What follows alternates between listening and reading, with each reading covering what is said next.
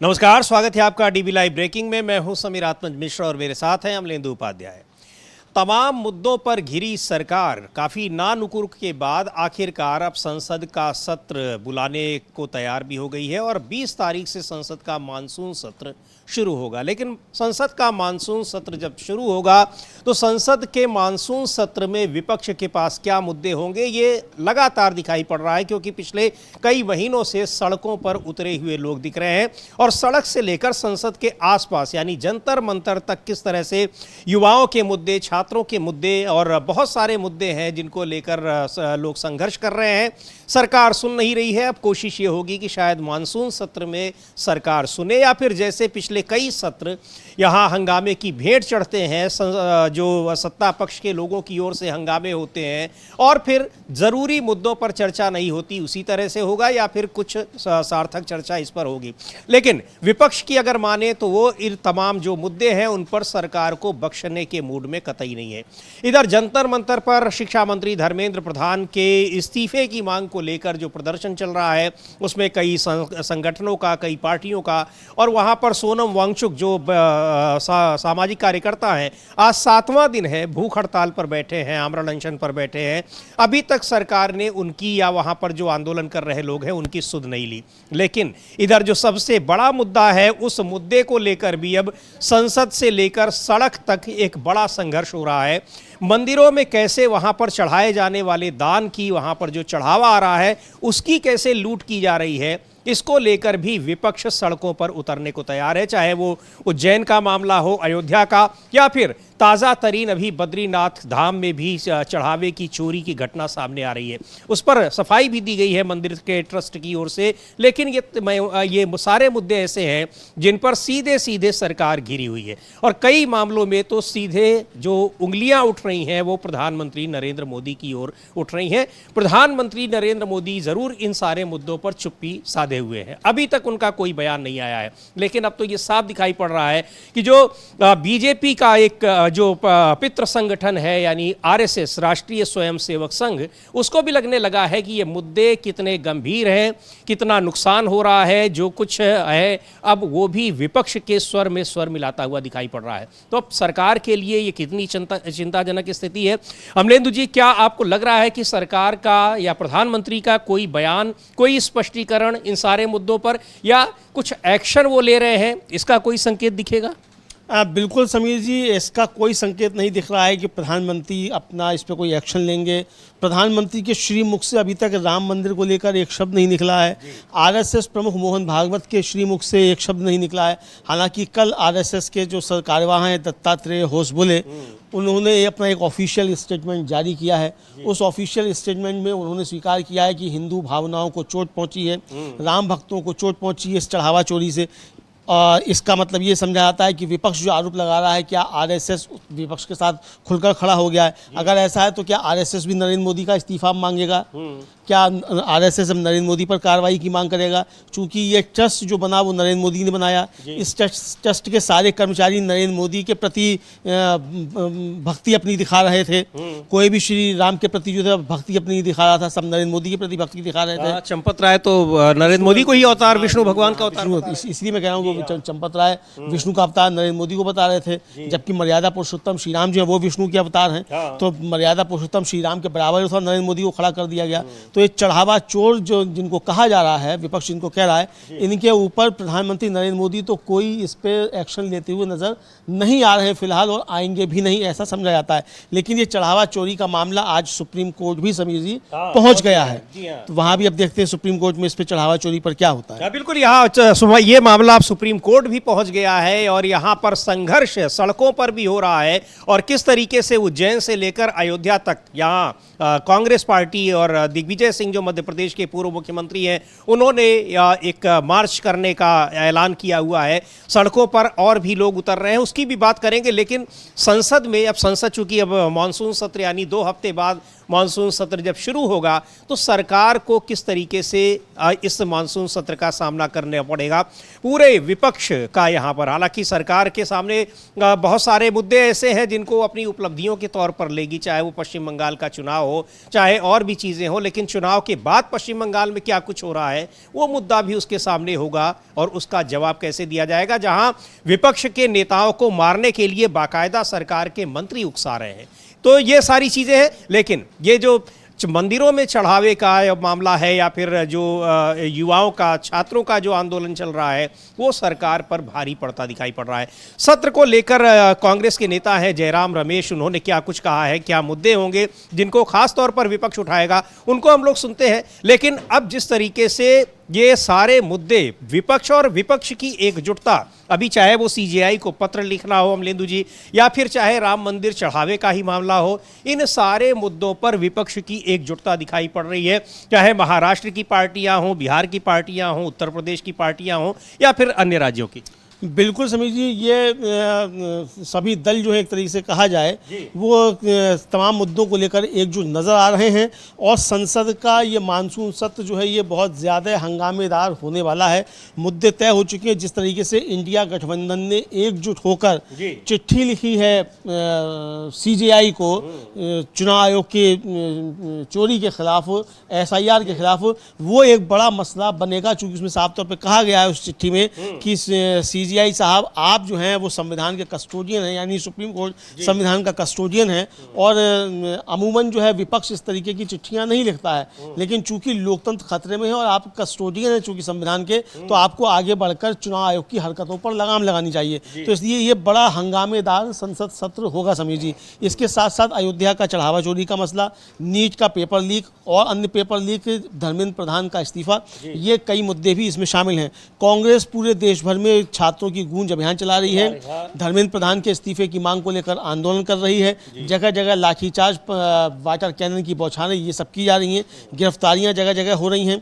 तो ये समझा जा सकता है कि ये आंदोलन एक बड़ा होता चला जा रहा है, लेकिन प्रधानमंत्री नरेंद्र मोदी धर्मेंद्र प्रधान को सीने से चिपकाए हुए हैं। हाँ बिल्कुल, और अब अगली विदेश यात्रा भी उनकी बिल्कुल तैयार है, कल फिर निकलेंगे विदेश यात्रा को लेकर। यहाँ लोगों को लग रहा है कि शायद उनकी आवाज़ सुनी जाए, वो आमरण अनशन पर बैठे हैं जंतर मंतर पर, उसकी भी बात करेंगे। सुन लेते हैं जयराम रमेश को, मानसून सत्र के लिए विपक्ष किन मुद्दों को वहां पर उठाएगा, सरकार को किस तरह से घेरेगा, क्या उसकी रणनीति है, उस पर वो बता रहे हैं। आखिरी कुछ सवाल आपसे मैं सिर्फ राजनीतिक पूछना चाह रहा हूं आपसे कि किस तरीके से आप लोग अब तैयारी कर रहे हैं। आप न केवल अब ये संसद का सत्र है, इसके बाद में चुनाव भी आ रहे हैं स्टेट्स के, उसमें उत्तराखंड भी है, उसमें जहाँ यूपी है, उत्तराखंड है, पंजाब है, मणिपुर है, गोवा है, हम तैयारी हो रही है। और हम देखिए, हम बिल्कुल हम जानते हैं, हम पहचानते हैं कि इस चुनाव में, जैसा कि पहले चुनाव हुए थे, न केवल हम बीजेपी के साथ, बीजेपी के खिलाफ लड़ रहे हैं, पर ये बीजेपी और ईसीआई का गठबंधन है। लड़ाई तो हमारी, ये राजनीतिक लड़ाई तो हमारी बीजेपी के साथ है, पर बीजेपी का एक घटक दल ईसीआई भी है, वो बीजेपी का साथ दे रहा है।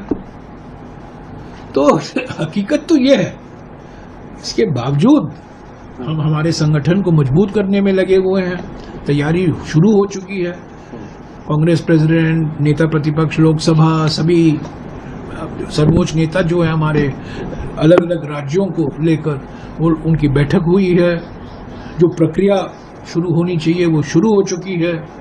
हम पूरी तैयारी कर रहे हैं, पर हम जानते हैं कि चुनौती बहुत बड़ी चुनौती है, क्योंकि हम न केवल बीजेपी के खिलाफ पर ईसीआई के खिलाफ भी ये लड़ाई है, क्योंकि ईसीआई और बीजेपी की मिलीभगत।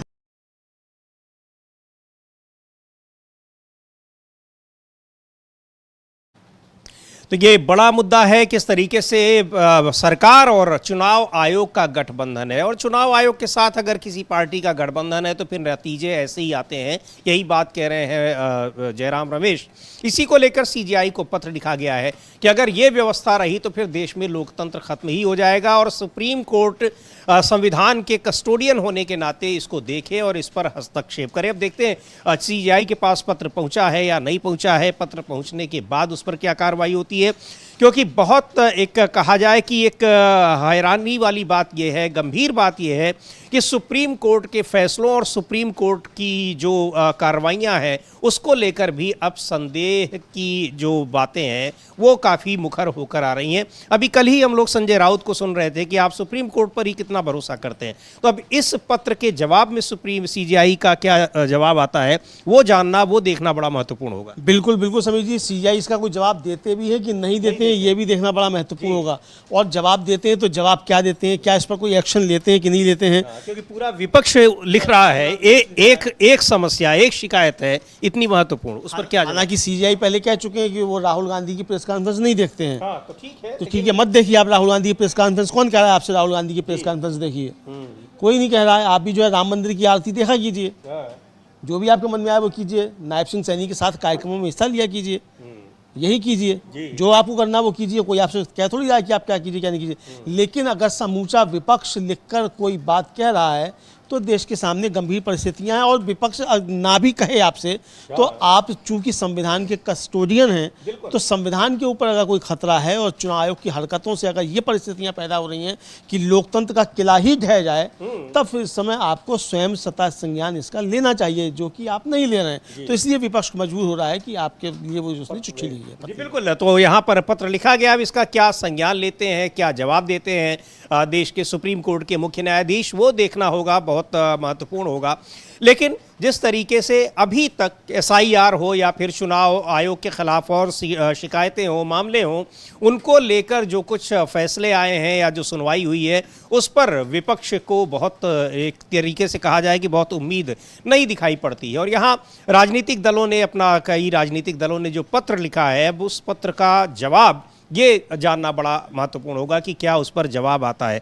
लेकिन जी जयराम रमेश इस चिट्ठी पर भी समीर जी अपनी बात रख रहे हैं कि चिट्ठी लिखी है और किन किन दलों ने लिखी है, उस चिट्ठी में क्या है वो भी हम लोग सुन सकते हैं कि हाँ इसे ये चिट्ठी क्यों लिखी गई है और क्या कुछ लिखा गया है जो मुख्य न्यायाधीश को चिट्ठी लिखी गई है, तो उसके बारे में भी बता रहे हैं जयराम रमेश। सुना जाए क्या कह रहे हैं वो। जो पहले चुनाव आयोग के बाद अब मुख्य चीफ जस्टिस ऑफ इंडिया जो है सीजीआई को आप लोगों ने लिखी है और उसमें तमाम बातें आप कह रहे हैं, क्या क्या बात आप उठाना चाहते हैं? देखिए, 24 राजनीतिक दल, 24 पार्टियां, जिसमें डीएमके और आम आदमी पार्टी भी शामिल है, और एक निर्दलीय सांसद कपिल सिब्बल जी ने ऑनरेबल चीफ जस्टिस को एक खत लिखा है। 8 पन्ने का खत है, खास तौर से एसआईआर को लेकर, प्रक्रिया को लेकर, जो एक पक्ष होकर जो काम कर रही है इलेक्शन कमीशन ऑफ इंडिया, उसको लेकर, और संक्षिप्त में कहूं वोट चोरी और सीट चोरी दोनों जो हो रही है आज, और जो हमारे चुनाव प्रणाली पर जो विश्वास एक जमाने में हुआ करता था वो बहुत कमजोर हो चुका है। और लोग ये मानने लगे हैं कि हमारे ये चुनाव में ये सब नतीजे पहले ही फिक्स हो जाते हैं।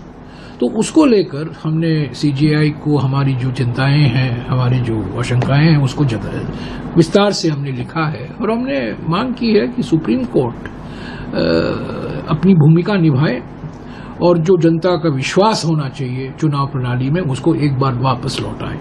ये इस बात में कोई संदेह नहीं हो सकता कि हमारे संविधान पर आक्रमण हो रहा है, चुनाव प्रणाली पर आक्रमण हो रहा है, और जिस निष्पक्ष तरीके से इलेक्शन कमीशन ऑफ इंडिया को काम करना चाहिए था वो नहीं हम देख रहे हैं पिछले 4-5 सालों में, और खास तौर से पिछले 2 सालों में जब से एसआईआर प्रक्रिया शुरू हुई है। लाखों लोग चुनावी सूची से निकाले जा रहे हैं, लाखों लोगों का वोट छीना जा रहा है।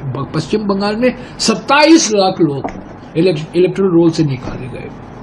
तो देखिए, ये तो बिल्कुल पहले से ही चुनाव का नतीजा आप तय करेंगे तो चुनाव का मतलब क्या है? निष्पक्ष होना चाहिए, पारदर्शी तरीके से कराना चाहिए, जवाबदेही होनी चाहिए, और लोगों को ये महसूस होना चाहिए कि हाँ ये निष्पक्ष है, ये पारदर्शी है। आज बहुत गंभीर सवाल उठाए हैं लोग, हम उठा नहीं रहे, हम भी उठा रहे हैं, पर लोग उठा रहे हैं।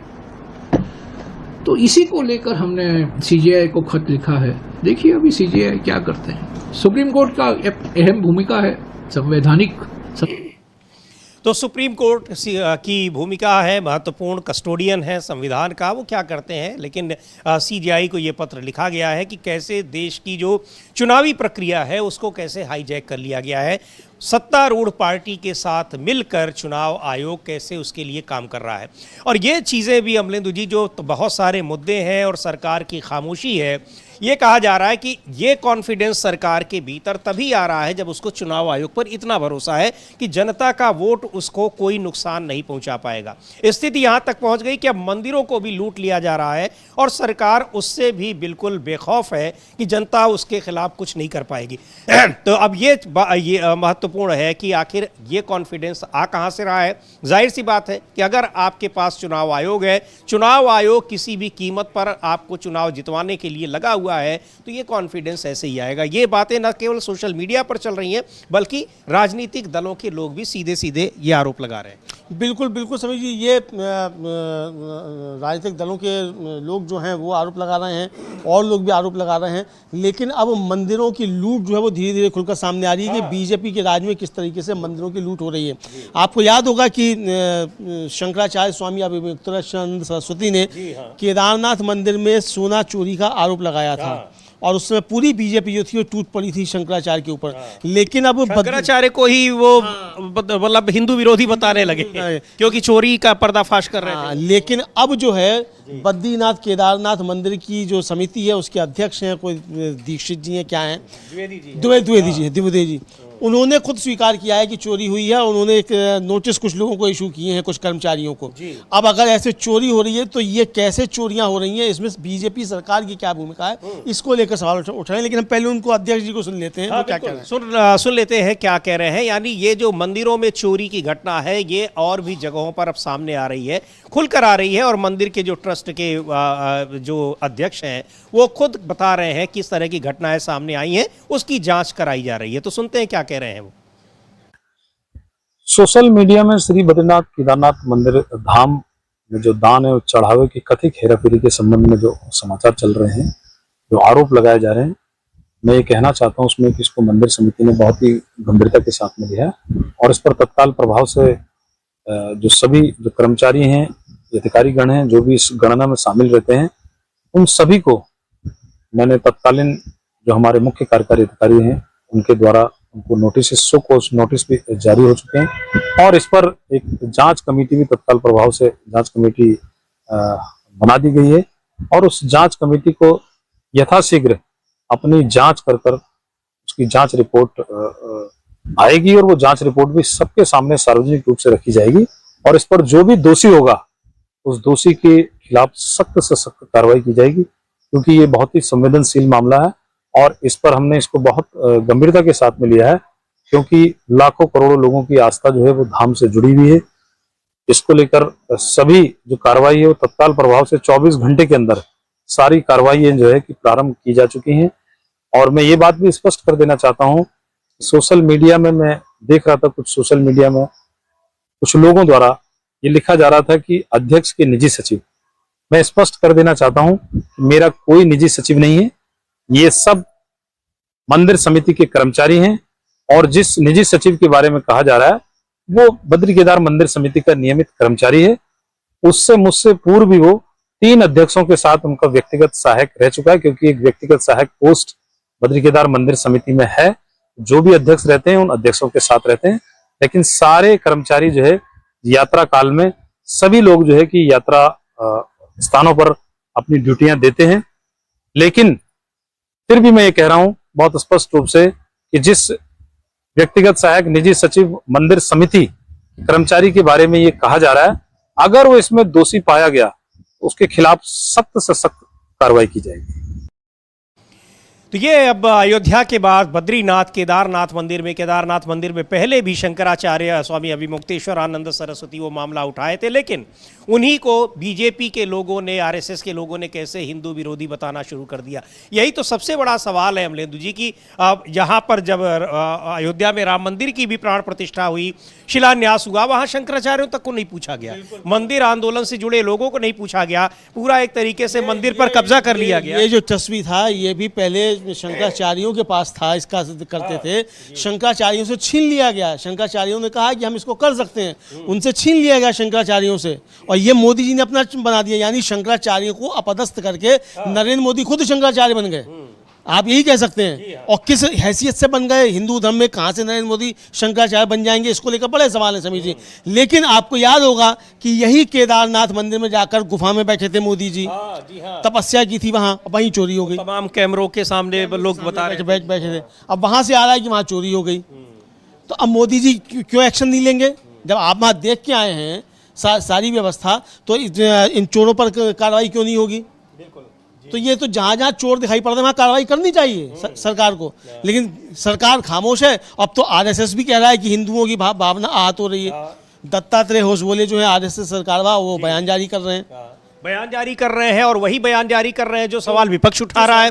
और यही नहीं, बीजेपी के अंदर से जो बातें आ रही हैं, हम लोग फिर आज सुनेंगे। कल भी हम लोगों ने सुनाया था, विनय कटियार अयोध्या के 2 बार के सांसद हैं, वो क्या कुछ कह रहे हैं। और अब तो उंगली सीधे सीधे प्रधानमंत्री पर ही उठ रही है, चूंकि ट्रस्ट को बनाने में, ट्रस्ट उन्होंने बनाया और पूरी भूमिका वहाँ बताया जाता है कि ट्रस्ट के सदस्यों से लेकर एक एक जो पदाधिकारी हैं उन सब को बिना उनकी अप्रूवल के नहीं वहाँ पर नियुक्त किया गया। बिल्कुल बिल्कुल, उनके बिना अप्रूवल के नियुक्त नहीं हुआ। पूरा ट्रस्ट जो है आपने बनाया है, और घोषणा भी आपने की है, संसद में घोषणा की है। इन ट्रस्टियों के नाम आपने घोषित किए हैं। और जो ट्रस्ट का जो बायलॉज है समीर जी, उसमें बताया जाता है कि उसमें अगर इस्तीफा दे भी देते हैं चंपत राय, तब भी उसके ट्रस्टी बने रहेंगे।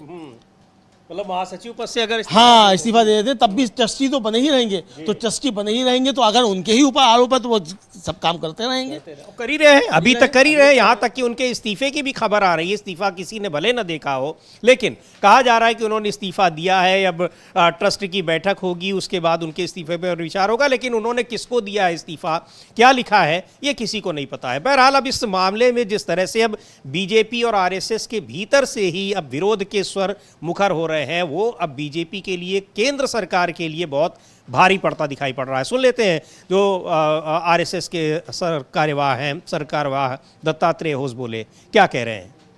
The grand temple constructed at the Sri Ram Janmabhoomi has become a center of reverence, faith and devotion for the entire Hindu society, owing to the struggle of generations and dedication, sacrifice and martyrdom of crores of Ram Bhaktas. The unfortunate incident of theft in the donation boxes kept at the Sri Ram Lala temple in Ayodhya has deeply hurt the sentiments and faith of entire society and Ram devotees. We are all extremely pained and angered. तो कह रहे हैं दत्तात्रेय होसबोले कि पूरा देश, पूरा हिंदू समाज आक्रोशित है इस घटना से, और राम जन्मभूमि पर बना मंदिर, भव्य मंदिर, पीढ़ियों के संघर्ष और करोड़ों राम भक्तों के समर्पण, त्याग और बलिदान की वजह से पूरे हिंदू समाज के लिए श्रद्धा, आस्था और भक्ति का केंद्र बन गया है। अयोध्या में श्री राम लला मंदिर में रखे दान पात्रों से चोरी की दुर्भाग्यपूर्ण घटना ने पूरे समाज और राम भक्तों की भावनाओं और आस्था को गहरी चोट पहुंचाई है। हम सभी इस घटना से बेहद दुखी और आक्रोशित हैं। अगर ये दिखाएं न कि ये बात दत्तात्रेय होसबोले बोल रहे हैं अमलेंदु जी, तो ये विपक्ष के किसी नेता की या फिर अयोध्या के साधु संतों की बात दिखाई पड़ेगी। हाँ, यही मालूम पड़ेगा कि कोई अयोध्या का साधु संत बोल रहा है या विपक्ष का कोई नेता बोल रहा है। दत्तात्रेय होसबोले ये बोल रहे हैं। लेकिन समीर जी, हिंदी हिंदू हिंदुस्तान का नारा देने वाले संघ के सरकार्यवाह जो अंग्रेजी में वक्तव्य जारी कर रहे हैं राम मंदिर में चोरी के, चढ़ावा चोरी के मामले पर, ये बड़ा गजब है। हिंदी में क्यों नहीं बोल रहे हैं भाई? ताकि उत्तर भारत के राम भक्तों को मालूम नहीं पड़े कि आरएसएस पर क्या बोल रहा है, विपक्ष के सुर में सुर मिला रहा है। तो भाई ये गजब उलट बांसी जो है आरएसएस क्यों करता है इस तरीके की। मोहन भागवत जी वैसे तो कहेंगे सब हिंदू हैं, हिंदी भाषा है, तो जब हिंदी भाषा है तो अंग्रेजी में वक्तव्य क्यों आप जारी कर रहे हैं? तो ये उलट बांसियां नहीं चलेंगी। आप एक तरफ से विपक्ष के साथ खड़े होना भी दिखाते हैं और दूसरी तरफ आप जो है इन चढ़ावा चोरों को संरक्षण भी देते हुए नजर आते हैं, और इसको लेकर विपक्ष लगातार सवाल उठा रहा है। दत्तात्रेय होसबोले का बयान जो है ये भी सवालों के घेरे में है। इसको लेकर भी सवाल जो है काफी ज्यादा समीज उठे हैं।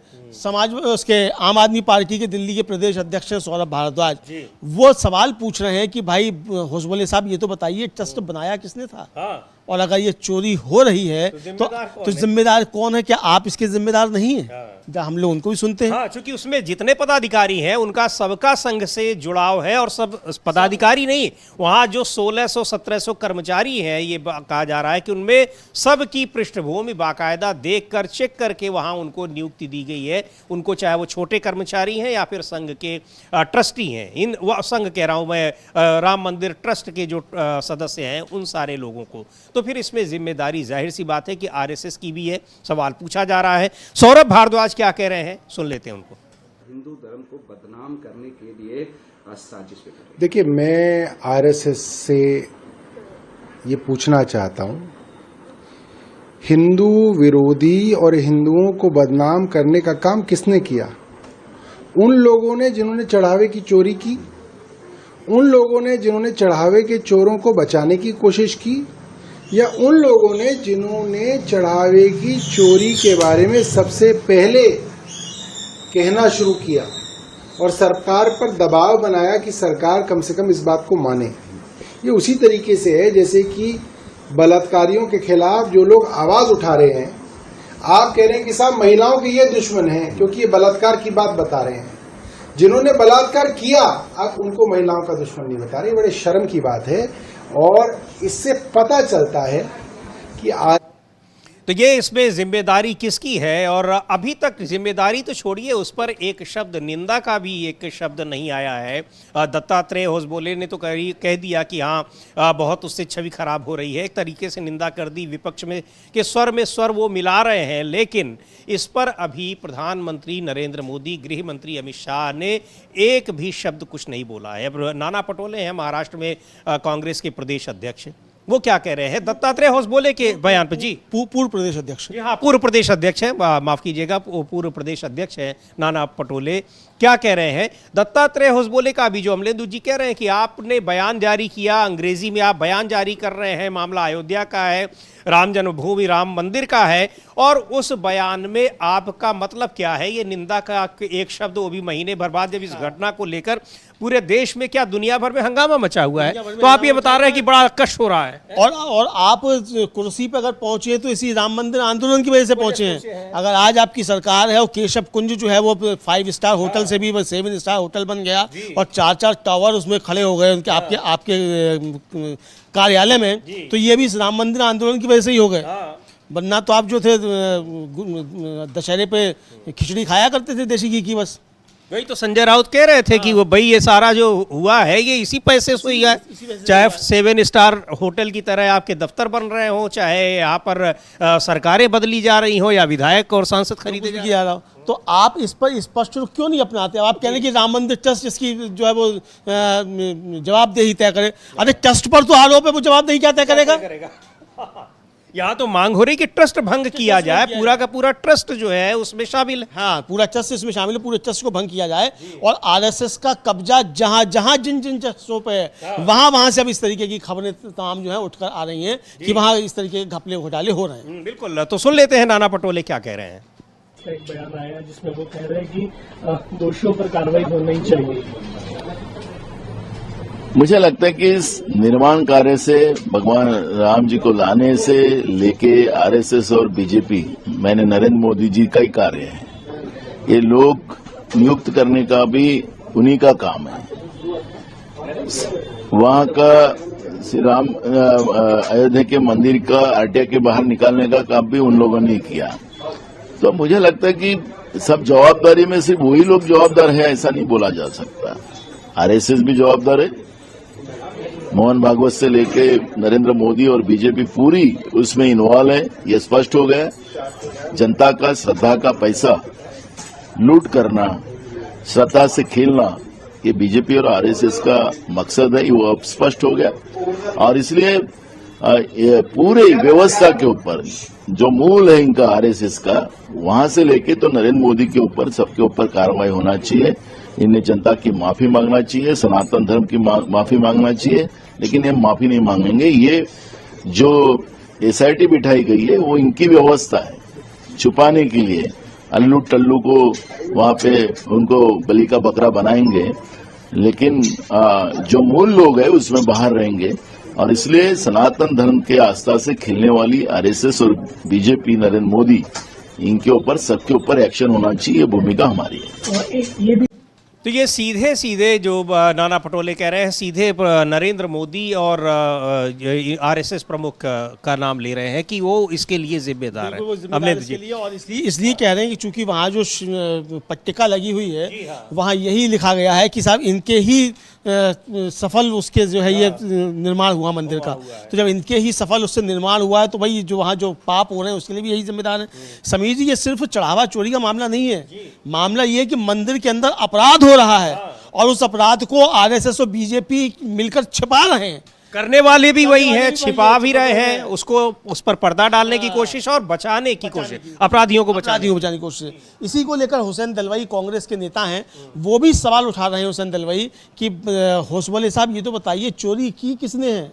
आप एक चीज और भी हम ले दीजिए, जो चोरी की गई है अब बचा ही नहीं रहे। आप ये देखिए कि अब तमाम ऐसे लोगों के बयान चलिए, दत्तात्रेय होसबोले तो कह रहे हैं बड़ा कष्ट हुआ, लेकिन बीजेपी, आरएसएस और इनसे जुड़े हुए लोग या इनसे जुड़े हुए जो कुछ लोग अपने को पत्रकार भी कहते हैं, अब वो इस पूरे मुद्दे को लेकर कह रहे हैं कि उनको सवाल पूछने का अधिकार नहीं है जो इस मंदिर का विरोध करते रहे। भाई जिसने चढ़ाया है वहां पर, जिसने श्रद्धा से अपना अर्पित किया है, श्रद्धालु है, सवाल वो पूछ रहे हैं, राजनीतिक दलों के लोग नहीं पूछ रहे हैं। उनको आप पूछने दीजिए, उनको जवाब दीजिए और लोग जवाब पूछेंगे। और अच्छा इस हिसाब से तो कल को आप कह दें कि साहब जैसे एक बयान आया कि साहब वो हिंदुओं का मंदिर, हिंदुओं ने दान दिया, हिंदुओं ने चोरी कर ली, किसी को क्या परेशानी है? तो कल को कह दोगे कोई बलात्कारी है भाई, उसने हिंदू लड़की का किया और हिंदू करने वाला था, किसी दूसरे को क्या परेशानी है?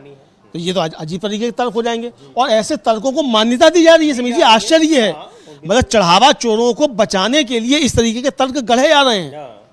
ये सबसे अफसोस की बात है। तो मंदिर को आप लूट ले रहे हैं, वहां पर करोड़ों श्रद्धालुओं ने अपनी श्रद्धा से वहां जो कुछ अर्पित किया है उसको आपने लूट लिया और उसके बाद उसको कैसे आप बचा रहे हैं, जस्टिफाई कर रहे हैं, यानी आप उसको सही बताने की कोशिश कर रहे हैं। बहरहाल हुसैन दलवाई बहुत महत्वपूर्ण सवाल पूछ रहे हैं, खासकर उन लोगों से कि जो लोग इसका बचाव कर रहे हैं। सुन लेते हैं उन्होंने।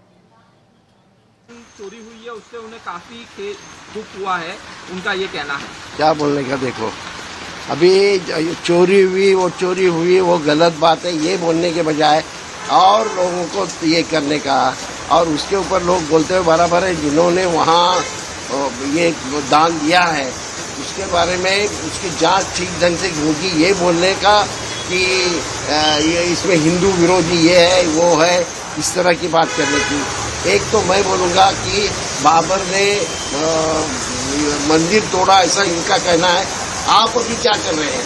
आप तो बाबर जैसा ही काम कर रहे हैं, आप भी कहाँ न कहाँ चोरी का समर्थन करते हैं। और ये पैसा इतने बड़े पैमाने पे पैसा जो है वो कहाँ गया, उसकी पूरी तरह से जांच होनी चाहिए। मेरे ख्याल से वो उद्धव ठाकरे जी बोलते हैं एमपी खरीदी करने के लिए गया, वो आरएसएस के लिए गया होगा, वो बीजेपी के लिए गया होगा, उसकी जमीनें भी खरीदने में बड़ा घोटाला हो गया है। सारे घोटाले हैं, राम के नाम से इस तरह से घोटाले करना बिल्कुल गलत बात है। एक तो धर्म, कौन सा भी धर्म होने दो, मैं हिंदू धर्म का भी आदर करता हूँ, तो यहाँ इस तरह का अगर ये हुआ होगा तो उसके ऊपर सीरियसली बहस करके मुझसे कौन चोरी कर रहा है वो देखने के बजाय इस तरह की बातें करते हैं। मैं तो कहूँगा 2-3 लोगों को क्यों छोड़े आपने? एक तो ये क्या बोलते हैं वहाँ जो ट्रस्टीज है उनको क्यों छोड़ते हैं? ये चंपक राय को आपने रिहा किया, वो तो इनके मोदी जी के बहुत नजदीक के हैं। अनिल मिश्रा हैं, गोपाल राव है, इनको कुछ इनकी इंक्वायरी नहीं। अरे इनके मदद के सिवा ये हुआ होगा क्या? इतने बड़े पैमाने पे क्या खाली 80 करोड़ का, 80 लाख का मामला नहीं है, और ये ड्राइवर और छोटे छोटे लोग हैं उन्होंने किया, ऐसा नहीं है। इसमें बहुत बड़े घपले। तो ये है वहाँ पर कि आप उसका कैसे बचाव कर रहे हैं। बड़ा सवाल ये है कि आप उसके लिए अब 100 साल पुरानी बातें, 1000 साल पुरानी बातें, यानी उसी तरीके से घिसे पिटे तरीके से ये जवाब जिस तरह से किसी भी मुद्दे पर घिरने के बाद दिया जाता है। लेकिन लगता नहीं अमलेंदु जी कि ये मुद्दा ऐसा है कि इस पर बीजेपी सरकार, आरएसएस, विश्व हिंदू परिषद ये लोग अपने को बचा पाएंगे। अयोध्या में जिस तरह से हम लोग देख रहे हैं लगातार वहाँ वकीलों का आंदोलन हो रहा है और भी लोग उस आंदोलन से जुड़े हैं, केवल वकील नहीं है। एफआईआर के लिए तहरीर वहाँ पर दी गई है, एफआईआर की मांग की जा रही है। इसके अलावा सड़कों पर अब महाराष्ट्र से लेकर और भोपाल से लेकर तमाम जगहों से अब लोग अयोध्या पहुंच रहे हैं, राजनीतिक दलों के लोग भी और दूसरे लोग भी। ये अब मुसीबत बनने जा रहा है बीजेपी की सरकार के लिए। बिल्कुल समझिए, बीजेपी की सरकार के लिए बड़ी मुसीबत बनने जा रहा है। और ये आंदोलन जो है सरकार के खिलाफ और चढ़ावा चोरों के खिलाफ जब ये आंदोलन बढ़ेगा तो जाहिर सी बात है कि मुश्किल में बीजेपी आएगी। ऐसा तो नहीं हो सकता ना कि राम मंदिर का आंदोलन चला के लाभ उठाएं नरेंद्र मोदी और बीजेपी और चढ़ावा चोरी हो जाए तो उसका नुकसान उठाए सिकंदर और महमूद गजनबी। ऐसा तो नहीं होगा, है ना? तो जब लाभ आपने उठाया तो नुकसान भी आप ही उठाएंगे। चढ़ावा चोरी जब हो रही है और आरोप है कि आप ही करवा रहे हैं, पूरा विपक्ष एक सुर में ये कह रहा है आप ही करवा रहे हैं, तो भाई इसका नुकसान भी महमूद गजनबी को नहीं आपको ही उठाना पड़ेगा। बाबर नहीं आएगा इसका नुकसान उठाने के लिए, नुकसान भी इसका आप ही को उठाना पड़ेगा। तो या तो चढ़ावा चोरों को फांसी पर लटका दो जो लोग मांग कर रहे हैं, और खुद भी इस्तीफा देकर जाओ, जांच कराओ उसकी कायदे से, और वरना फिर जो है तैयार रहो, जनता में जो वाल आ रहा है वो सामने आएगा ही समीर जी। लेकिन उद्धव ठाकरे और दिग्विजय सिंह, इन दोनों ने समीर जी बहुत बड़ी घोषणाएं की हैं। एक तो उद्धव ठाकरे जो हैं वो अयोध्या जाएंगे और कह रहे हैं कि जब मैं अयोध्या जाऊंगा तो महाराष्ट्र जागेगा, और महाराष्ट्र जागेगा तो देश जागेगा। और उद्धव ठाकरे ने पहले भी, संजय राउत ने वो विजुअल जारी किया था कि किस तरीके से जब अयोध्या गए थे उद्धव ठाकरे तो उन्होंने करोड़ों रुपया दिया था, चांदी दिया था, उसकी रसीद नहीं आई, उसका कोई हिसाब किताब नहीं है, तो ये बड़ा मसला। दूसरा, जब बाबरी मस्जिद शहीद की गई थी तो उस समय बाला साहब ठाकरे ने ही आगे बढ़कर जिम्मेदारी ली थी कि हाँ हमने गिराई है। ये भाजपा वाले सब जो थे घड़ियालियाँ आंसू आने लग गए थे। वो जो लौह पुरुष बताए जाते हैं लाल कृष्ण अडवाणी, वो तो कह रहे थे उनका दिल बैठा जा रहा है, डूबा जा रहा है ना? तो ये तो सब एक तरह से माफिया मांगने की तरफ बढ़ गए थे, उस समय उन्होंने ही कहा था। तो ये एक बड़ा मसला बनेगा। दूसरा, दिग्विजय सिंह जो है उन्होंने बड़ी घोषणा की है, और दिग्विजय सिंह की घोषणा ये है कि गांधी जयंती पर 2 अक्टूबर को दिग्विजय सिंह उज्जैन से यात्रा शुरू करेंगे अयोध्या तक की, और वो पद यात्रा होगी और वो गैर राजनीतिक यात्रा होगी। ये भी है, बिल्कुल वो सुनते हैं। और ये चूंकि उज्जैन में भी जिस तरह से वहाँ महाकाल मंदिर के आसपास की जमीनों को घोटाला, और वहाँ तो सीधे मुख्यमंत्री ने ही पूरी जमीनें वहाँ हड़प ली हैं, अपने परिवार के लोगों को खरीदवा दी हैं, तो उसको लेकर भी हंगामा बचा हुआ है। कार्रवाई प्रधानमंत्री का या किसी और बीजेपी के नेता का, उस पर भी कोई बयान नहीं आया है। लेकिन अब जिस तरह से सड़क से लेकर संसद तक ये मसला बीजेपी के गले की फांस बनता जा रहा है, वो देखना बड़ा महत्वपूर्ण होगा। पहले सुन लेते हैं उद्धव ठाकरे को, जो उन्होंने घोषणा की है। क्या कहा है उन्होंने अयोध्या जाने के अपने कार्यक्रम के बारे में? अयोध्येत तर मी जाणार आहे, मी काही जायला लाजत नाहीये, अयोध्येत जाणार, परंतु ज्या संपूर्ण देशाने ज्याच्यामध्ये महाराष्ट्राचा सहभाग मोठा होता, भाजपला दिल्लीत बसवलं, तो महाराष्ट्र आहे, तर महाराष्ट्रामध्ये सुद्धा हे आंदोलन व्हायला पाहिजे। महाराष्ट्र एकदा जागा झाला की संपूर्ण देश जागा होतो, त्याच्यामुळे पहिलं महाराष्ट्रातनं मी सुरुवात करेन आणि अयोध्येत पण जाईन ना मी। जसं तुम्हाला आठवत असेल की राम मंदिर निर्माण जेव्हा झालं 2-3 वर्षापूर्वी, तेव्हा आम्ही नाशिकच्या काळाराम मंदिरात गेलो होतो। आणि म्हणून आमचं जे हिंदुत्व आहे, जे मी नेहमी सांगतो की अयोध्येत तर राम जन्मभूमी आहे, अयोध्येत राम मंदिर आहे, पण आमचा राम हृदयात आहे। हृदयात राम, हाताला काम आणि शेतमालाला दाम, हे आमचं हिंदुत्व आहे।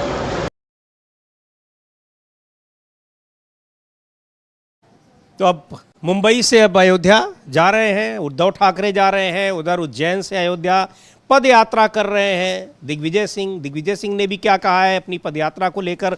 2 अक्टूबर से वो शुरू करेंगे, और पदयात्रा के मामले में बड़े एक्सपर्ट भी हैं दिग्विजय सिंह। उन्होंने अमलेदु जी नर्मदा की 4000 किलोमीटर की उनकी भी यात्रा थी समीर जी। लेकिन उन्होंने एक और बड़ा काम किया दिग्विजय सिंह ने। उन्होंने पहले लोगों से आह्वान किया और बताया कि मैं अपने घर के बाहर पोस्टर लगाऊंगा कि चंदा चोरों से सावधान, चंदा चोरों का प्रवेश निषेध है। और वो उन्होंने लगा भी दिया। तो पहले वो सुनते हैं कि वो कैसे कह रहे हैं कि मैं लगाऊंगा, और फिर कह रहे हैं जय सिया राम, जय श्री राम नहीं, जय सिया राम। और जय सिया राम ही है समीर जी हिंदुओं का, सनातनियों का। जय श्री राम नहीं है, जय श्री राम व्यापारियों का है। जय श्री राम जो है हिंदुओं का नहीं है, हिंदुओं का जय सिया राम ही है। बिना सीता के राम का जो है कोई प्रभाव नहीं है। सीताराम ही बोलते हैं हम लोग, या राम राम बोलते हैं, जय राम बोलते हैं, जय श्री राम कोई नहीं बोलता है। जय श्री राम ये जो है उपद्रवी जो है सिर्फ यही बोलते हैं। तो जय सिया राम दिग्विजय सिंह बोल रहे हैं, और क्या कह रहे हैं वो पहले हम लोग बिल्कुल सुन लेते हैं दिग्विजय सिंह को क्या कह रहे हैं अपना जो कार्यक्रम है उसके बारे में। मैं आज मेरे घर में बैनर लगा रहा हूँ कि मेरे घर में चंदा चोरों के आने पर निषेध है, कोई मेरे घर में अंदर नहीं आए। अब आप मंदिरों में भी बाहर लगा दो कि चंदा चोरों से सावधान, लगाओगे? लगाओ, बैनर लगाओ मंदिरों के, चंदा चोरों से सावधान, और पुजारियों से कहो भैया सोच समझ के देखो चंदा चोरों को अंदर घुसने देना, ठीक है? मंजूर है ना? बहुत बहुत धन्यवाद। बोलो जय सिया राम। तो ये वहाँ पर कार्यक्रम होगा और वो जाएंगे, पदयात्रा करेंगे उज्जैन से लेकर और अयोध्या तक की पदयात्रा। और उज्जैन और अयोध्या दोनों जगह लूटा गया, लेकिन अब तो लूट की अब दूसरी खबर भी आ गई है। पता नहीं दिग्विजय सिंह वहाँ भी जाएंगे कि नहीं, लेकिन अयोध्या तक का तो कार्यक्रम उन्होंने अपना घोषित कर दिया। बिल्कुल बिल्कुल समीर जी, अयोध्या तक का कार्यक्रम घोषित कर दिया है। वहाँ जाएं या ना जाएं, और जाएं भी तो क्या, अब तो फिर लगता है दूसरा मतलब मैं कह रहा हूँ कि बद्रीनाथ केदारनाथ में भी घोटाला हो गया है। ये देखिए ये विजुअल है, वो दिखाएंगे अभी हम लोग जो है किस तरीके से।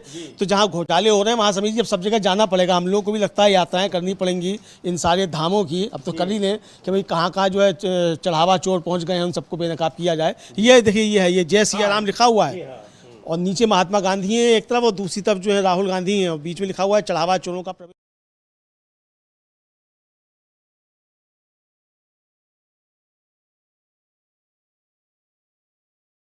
उनके एक कार्यकर्ता ने आके, लेकिन यही लिखा हुआ, हाँ यही उसमें लिखा हुआ है, और साफ लिखा हुआ है। और फिर हमने उसको हटाया कि भाई आने दो सामने, और लिखा हुआ है कि चंदा के चोरों एवं चढ़ावा चोरों का मेरे निवास पर प्रवेश निषेध है, दिग्विजय सिंह, ये उन्होंने लिखा हुआ है। चंदा चोर ये इसके पहले की घटना है, जब मंदिर नहीं बना था, आपको याद होगा 90 के दशक में समीर जी जो रामशिला पूजन के कार्यक्रम किए गए थे, सोने की जो थी वो शिलाएं जो इकट्ठी की गई थी, उनका कोई हिसाब किताब नहीं है। और विश्व हिंदू परिषद से मुझे अभी तक याद है, विश्वबंधु गुप्ता शायद उनका नाम था, इनकम टैक्स कमिश्नर थे, उन्होंने हिसाब पूछा था कि आप बताइए कि आपके हिसाब में गड़बड़ी क्यों है। बहुत पुरानी बात होगी, तो मुझे नाम याद आ रहा है, विश्वबंधु गुप्ता ही शायद उनका नाम था, और उसका कोई हिसाब किताब नहीं है। तो ये इनसे हिसाब किताब की इनके पहले भी आरोप लगते रहे, और अब तो खुलकर लग रहे हैं, तब सारा हिसाब पूछा जा रहा है कि उसका हिसाब कहाँ है जो आपने चंदा इकट्ठा किया था, उस चंदे का क्या किया, कहीं कोई हिसाब किताब नहीं है। और सोशल मीडिया पे चर्चा भी हो रही है कि भगवान राम के नाम पर जब जब छल किया गया तो राजनीतिक रूप से कैसे नुकसान हुआ।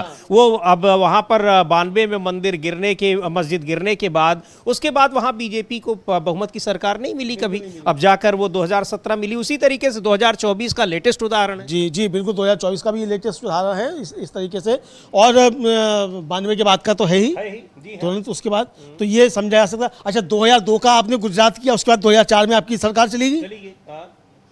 तो ये आप जिस तरीके से करते हैं, अच्छा वो भी कार सेवक लौट के आ रहे थे जो गोधरा में जिनकी हुई थी, तो उसका दंड भुगता अटल बिहारी वाजपेयी ने जी। अब ये बात अलग है कि मोदी जी को उसका दंड नहीं मिला है अभी तक, तो हो सकता है मर्यादा पुरुषोत्तम राम ने थोड़ा पिछला दे दिया 2024 में, बाकी जो बचा हुआ दंड जब 2029 में दे दिया, ये भी हो सकता है। इसीलिए ये इसको लेकर बहुत सारे सवाल है, और बीजेपी घबराई हुई, ऐसा नहीं है। बीजेपी हो चाहे आरएसएस चाहे दत्तात्रेय होसबोले का ये बयान आ रहा है तो यूं ही नहीं आ रहा है, पूरा मंथन और हलचल वहाँ भी मची हुई है, मंथन चल रहा है। लेकिन अब कैसे वहाँ पर किस तरीके से किया जाए, और चंपत राय जो सबसे प्रमुख नाम आ रहा है, बड़ा सवाल यही कि आखिर उनके खिलाफ कोई कार्रवाई क्यों नहीं हो पा रही है। इसलिए नहीं हो पा रही है कि चंपत राय के पास दूसरों के भी बहुत सारे राज दबे हुए हैं। बिल्कुल बिल्कुल समीर जी, तो चंपत राय के पास दूसरों के भी राज दबे हुए हैं, तो हो सकता है वो यही ब्लैकमेलिंग कर रहे हों।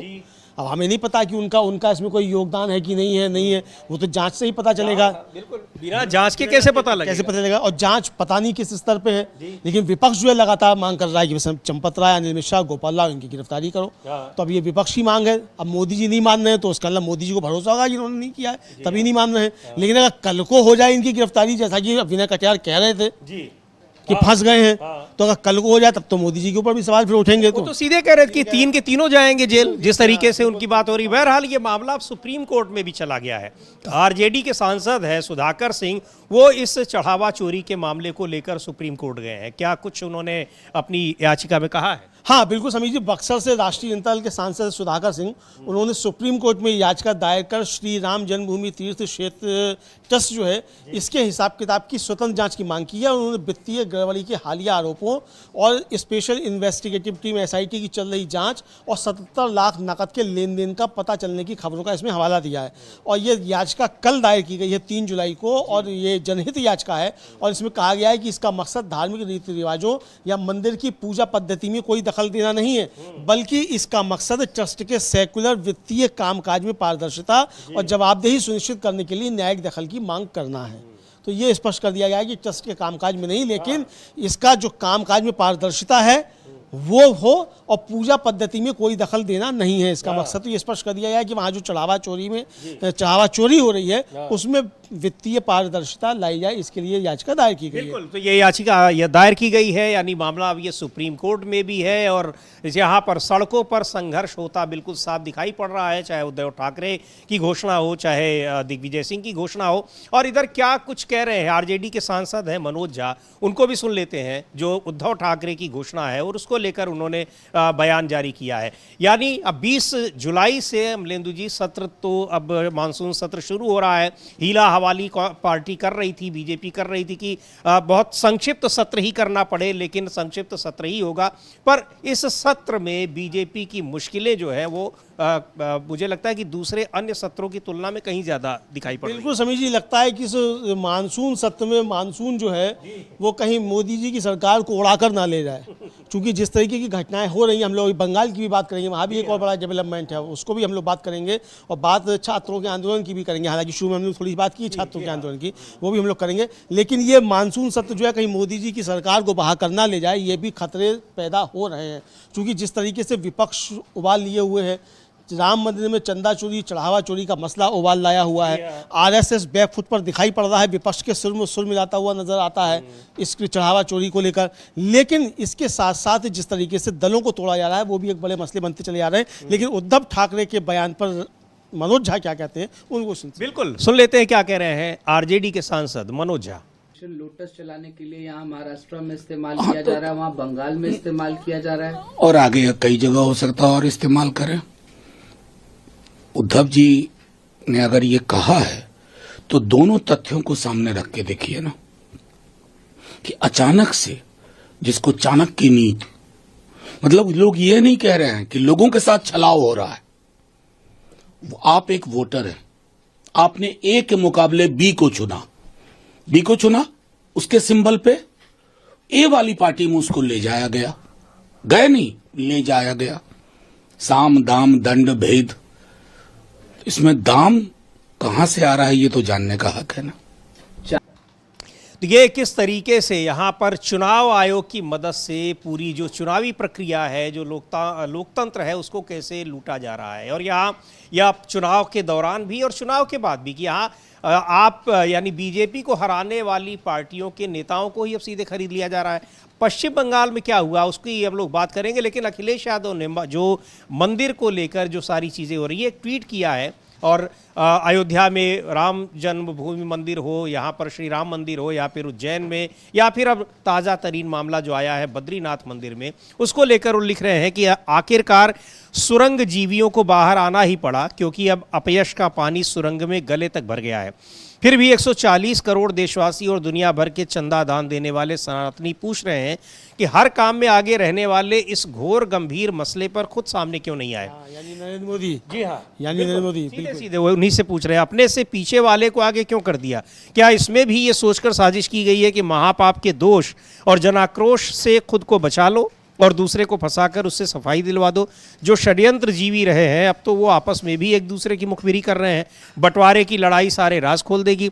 जो शातिर सेंध लगाकर बोरी भरकर सुरंग के रास्ते बहुत दूर निकल गए हैं, वो असली पापी याद रखें, जहां भूमिगत मार्ग खत्म होगा उस अगले छोर पर सत्य उनके पापों की सजा देने के लिए प्रतीक्षा कर रहा है।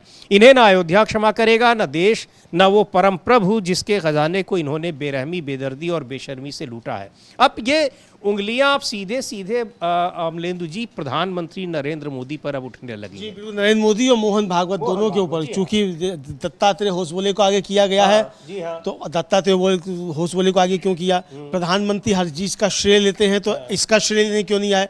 जब मंदिर बनवाने का श्रेय आपने लिया है तो चढ़ावा चोरी का श्रेय आपको क्यों नहीं मिलेगा? फिर वही बात कि वो जो है महमूद गजनबी को थोड़ी ना मिलेगा, बाबर को थोड़ी ना मिलेगा, ये श्रेय भी आपको ही मिलेगा। तो इसका श्रेय लीजिए आप तो श्रेय जीवी हैं, हर जगह श्रेय लेने पहुंच जाते हैं, फीता काटने के लिए सब जगह, तो इसका भी श्रेय लीजिए, ये लीजिए। लेकिन समीर जी, श्रेय जो है बीजेपी इस समय दूसरे कामों का भी ले रही है। टीएमसी में जिस तरीके से तोड़फोड़ हुई है, और उस तोड़फोड़ के बाद कल तो जो है वो वहाँ जो एक गुट अलग हुआ, उसने टीएमसी के दफ्तर पर ही कब्जा कर लिया और सेंट्रल फोर्सेस की मौजूदगी में कर लिया। चूंकि अमित शाह कहकर आए थे कि टीएमसी के गुंडों को उल्टा लटका देंगे और 2 महीने यहाँ केंद्रीय बल रहेंगे, तो उन केंद्रीय बलों की मौजूदगी में टीएमसी के दफ्तर पर ही कब्जा कर लिया गया। अब पता नहीं वहाँ दफ्तर में किसी को उल्टा लटकाया है या अभी तक कि नहीं लटकाया गया है, ये तो अमित शाह जी बताएंगे, उनको मालूम होगा। अच्छा, दिलचस्प बात यह है भी परसों ही मिलके गए हैं वो लोग, हाँ, चुनाव आयोग से मिलके गए हैं। अच्छा, चुनाव आयोग ने भी ये नहीं कहा है कि आप ही जो असली है कि आप नकली हैं, ये भी कुछ नहीं कहा है। लेकिन चूंकि चुनाव आयोग से मिलकर आए हैं तो चुनाव आयोग ने कान में शायद हो सकता है कुछ कह दिया, जाओ कब्जा करो, तो आपने आप जाकर वहाँ कब्जा कर लिया। तो ये जो है, इस पर कुणाल घोष जो टीएमसी के एमएलए हैं वो क्या कह रहे हैं, हम उनको बिल्कुल सुन लेते हैं। टीएमसी के नेता कुणाल घोष क्या कह रहे हैं, जो जिस तरीके से वहाँ जो ये बागी विधायक हैं, उन लोगों ने कैसे वहाँ तृणमूल कांग्रेस के दफ्तर पर कब्जा कर लिया, वो भी केंद्रीय बलों की मौजूदगी में। और एक दिन पहले ही वो मिलकर आए हैं किससे? चुनाव आयोग से। मुख्य चुनाव आयुक्त ज्ञानेश कुमार गुप्ता और बाकी जो 2 चुनाव आयुक्त हैं उनसे उनकी मुलाकात हुई थी। तो कुणाल घोष क्या कह रहे हैं, सुनते हैं उनको। देखिए, आज जो लोग तृणमूल भवन में घुसकर ताला मार दिया है, उसके खिलाफ हम लोग पुलिस में party instruction wise legal step हम लोग कंप्लेन दर्ज किया है। अगर कोई पार्टी का एमएलए या लीडर है वो आ सकता है, लेकिन ताला मारने का क्या जरूरत है? लेकिन जो एक्सपेल्ड मेंबर्स है उसका कोई राइट नहीं है पार्टी ऑफिस में घुसने का। तो हम लोग पुलिस के रिक्वेस्ट किया था, मदन मित्र, वैश्वनाथ चटर्जी, मृत्युंजय पाल और पूरा हमारा जो तृणमूल कांग्रेस लीडर्स वर्कर्स जो है, हम लोग कोई इरेस्पॉन्सिबल बिहेव नहीं किया। जो ताला वो लोग दिया है वो हम लोग तोड़ सकता था, लेकिन एक भी इल्लीगल इरेस्पॉन्सिबल काम वो लोग किया है, हम लोग नहीं किया है। हम लोग पुलिस से रिक्वेस्ट किए थे, लेकिन पुलिस उनका फॉलो अप टीम जैसा बिहेव कर रहे थे। वो लोग ताला मार के चले गए और पुलिस वो ताला को प्रोटेक्ट कर रहे हैं। हम लोग बोला वो साइट का गेस्ट से एंट्री लेने के, पुलिस, रैफ, सेंट्रल फोर्स वहां पर खड़ा हो गया। ये तृणमूल को डैमेज करने का एक बड़ा साजिश है। पुलिस, यहाँ का पुलिस स्टेशन का पुलिस के खिलाफ हमारा कोई कंप्लेन नहीं है, ये बहुत ऊपर से आ रहा है। तो हम लोग इसीलिए कुछ दिन पहले हम लोग हमारा जो रेंट का एग्रीमेंट है यहाँ पर सबमिट किए थे। हम लोग रिक्वेस्ट किया ये पूरा रिकॉर्ड चेक करके पुलिस वो पूरा सिक्योरिटी ठीक ठाक करने के लिए जो जो करना है पुलिस को करना चाहिए।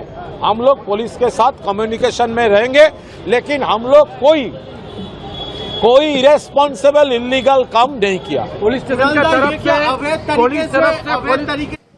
तो वहाँ पर किस तरीके से जो एक तो जो तृणमूल कांग्रेस के नेता हैं, विधायक हो या सांसद, उनको अब मूल पार्टी से हटने के लिए विवश किया जा रहा है सीधे सीधे, और उसके बाद उनको कैसे प्रोटेक्ट किया जा रहा है, कैसे उनकी मदद की जा रही है। अब मदद ये की जा रही है कि आप सीधे पार्टी पर ही कब्जा कर लीजिए। बिल्कुल बिल्कुल, पूरे पार्टी पे ही जो है कब्जा कर लीजिए, ये जो है प्रयास किए जा रहे हैं। और ये सब कुछ हो रहा है केंद्रीय बलों की मौजूदगी में, अमित शाह जी की पुलिस की मौजूदगी में। ये शुभेंदु अधिकारी की पुलिस नहीं, अमित शाह जी की पुलिस जो है उस कह भी रहे कुणाल घोष की भाई उनके पुलिस, यहाँ के पुलिस वालों की कोई गलती नहीं, ये तो बहुत ऊपर से ये सारा कुछ खेल चल रहा है, ये सारा ऊपर से खेल चल रहा है, तो ये वो कह रहे हैं, तो ये साफ तौर पर समीर जी समझा जा सकता है। लेकिन इस बीच जो है समीर जी, ये सब तो वहाँ चल ही रहा है, लेकिन जंतर मंतर पर जो जिस तरीके से चल रहा है, सोनम वांगचुक जो है वो भूख हड़ताल पे बैठे हुए हैं और 7 दिन उनकी भूख हड़ताल का 7वां दिन है।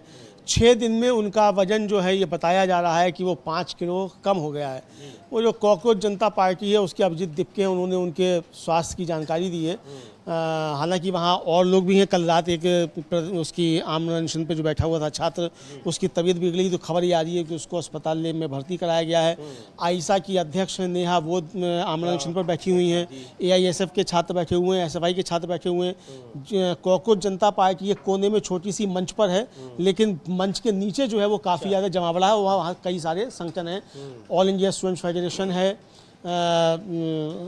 आइसा है, SFI है, क्रांतिकारी युवा संगठन है, ये सारे संगठन हैं। दिल्ली यूनिवर्सिटी के छात्र कई वहाँ हैं और तमाम संगठन जो आते जाते रहते हैं वो सब नीचे हैं, लेकिन मंच पर कब्जा जो है कॉकरोच जनता पार्टी के 10-12 लोगों का है। हाँ बिल्कुल, लेकिन जो मुद्दा है अमलेंदु जी वो सबका एक ही है, जो शिक्षा में, जो परीक्षाओं में जो धांधली हो रही है, नीट परीक्षा हो चाहे दूसरी परीक्षा हो, और इन्हीं सारे मुद्दों पर NSUI और जो यूथ कांग्रेस है वो देश भर में सड़कों पर उतरकर प्रदर्शन कर रही है। तो कहा क्या जो कॉकरोच जनता पार्टी के नेता हैं जो अभिजीत दीपके, एक बार सुन लेते हैं। सोनम वांगचुक का स्वास्थ्य, चूंकि 7 दिन, आज 7वां दिन है, 7 दिन से वो आमरण अनशन पर बैठे हैं, धीरे धीरे उनकी जो हालत है वो खराब होती जा रही है। अब तक सरकार ने जानने की कोशिश भी नहीं की कि आखिर वो क्यों बैठे हुए हैं, क्यों धर्मेंद्र प्रधान के इस्तीफे की मांग कर रहे हैं, उनकी बात मानी जाएगी या नहीं मानी जाएगी, सही मुद्दा है या गलत मुद्दा है, कोई जानकारी अब तक नहीं ली है। तो एक बार सुन लेते हैं सोनम वांगचुक के स्वास्थ्य के बारे में क्या बता रहे हैं अभिजीत दीपके। हेलो एवरीवन, आज सोनम सर के हंगर स्ट्राइक का 7th डे है और अभी उनका मेडिकल चेकअप हुआ है, जिसमें पता चला है कि उनका 5 किलो से ज़्यादा वजन कम हो चुका है। उनका ब्लड प्रेशर लगातार कम होते जा रहा है और शुगर भी कम होते जा रही है। सो मेरी गवर्नमेंट से रिक्वेस्ट है, प्लीज़ आप लोग धर्मेंद्र प्रधान के अगेंस्ट एक्शन लीजिए। सोनम सर का कहना है कि जब तक गवर्नमेंट धर्मेंद्र प्रधान पर एक्शन नहीं लेती वो अपनी हंगर स्ट्राइक जारी रखेंगे। और जो लोग ये वीडियो देख रहे हैं उनसे भी मेरी रिक्वेस्ट है, आप लोग प्लीज़ जंतर मंतर पर आइए। अगर हम कुछ नहीं तो बस यहाँ पर सॉलिडारिटी में सोनम सर के साथ तो खड़े रह सकते, जो इंसान अपनी जान दांव पर लगा रहा है स्टूडेंट्स के लिए। The least we can do is stand in solidarity with him here at Jantar Mantar. Thank you.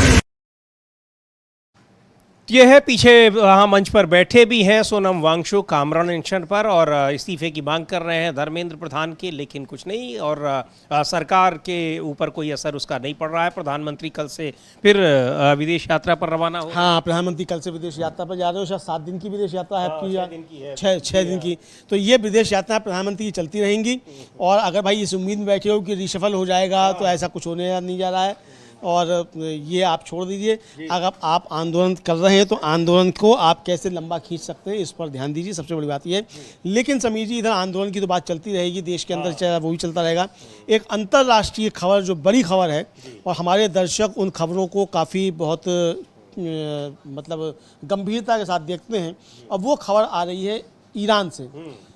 शहीद सैयद अली खामेनी का अंतिम संस्कार जो है आज वहाँ किया जा रहा है और ज़बरदस्त वहाँ जुटान दुनिया भर से राजनेताओं का, डिप्लोमेट्स का हो रहा है और बड़ी तादाद में आम ईरानी नागरिक जो है वो उसमें शामिल हो रहा है। उसका एक छोटा सा विजुअल वो हम लोग देख सकते हैं। बिल्कुल, वहाँ पर देख सकते हैं काफ़ी बड़ी तादाद में लोग वहाँ पहुँचे हुए हैं, तमाम देशों के लोग पहुँचे हुए हैं ईरान में। आज उनका अली खamenei का अंतिम संस्कार हो रहा है। 28 फरवरी को ही उनकी मौत हुई थी वहाँ पर जो अमेरिका और इजराइल के हमले में। तो देखते हैं एक बार किस तरीके से वहाँ बड़ी संख्या में लोग जुटे हुए हैं ईरान में उनके अंतिम संस्कार के मौके पर। We all know that from now on we are more responsible because we had a leader, his legacy remains, and it is on us, Caitlin, to follow his path, to listen to his directives. You know what, it was recently that we started on his personality and his character from the early days, even before the Islamic learning about him, the things that he said some 30 years ago. Now, about say that last night in Inqilab Square I saw a lot of journalists. तो ये Ayatollah Ali Khamenei के अंतिम संस्कार में जो वहाँ के सर्वोच्च धार्मिक नेता थे उनकी मौत हो गई थी। अमेरिकी और इजरायली हमले में 28 तारीख को महीने भर किस तरीके से लड़ाई चली, उसके बाद क्या कुछ हुआ वो लगातार आप देखते रहे डीबी लाइव पर। और अभी भी उसको लेकर अमेरिका और इजराइल इस ईरान के साथ लड़ाई में कितने पस्त हुए हैं ये खबरें भी लगातार आ रही हैं। वो आज उनका अंतिम संस्कार वहाँ पर हो रहा है और बड़ी संख्या में लोग जुटे हुए हैं। ईरान के लोग तो है ही, पूरे दुनिया भर से जो वहाँ पर लोगों का जमावड़ा है। तो ये एक महत्वपूर्ण खबर है जो हमने आपको बताई। लेकिन यहाँ भारत में, हमारे देश में जो कुछ हो रहा है और तमाम जो ज़रूरी मुद्दे हैं उन पर सरकार उनको कैसे उन मुद्दों की अनदेखी कर रही है ये दिखाई पड़ रहा है। लेकिन आने वाले समय में जब 20 जुलाई से मानसून सत्र शुरू होगा तब तो शायद सरकार को जवाब देना ही पड़ेगा। देखते हैं क्या होता है। इस कार्यक्रम को अब यहीं समाप्त करते हैं। मुझे और अमलेंदु उपाध्याय को दीजिए इजाज़त। नमस्कार।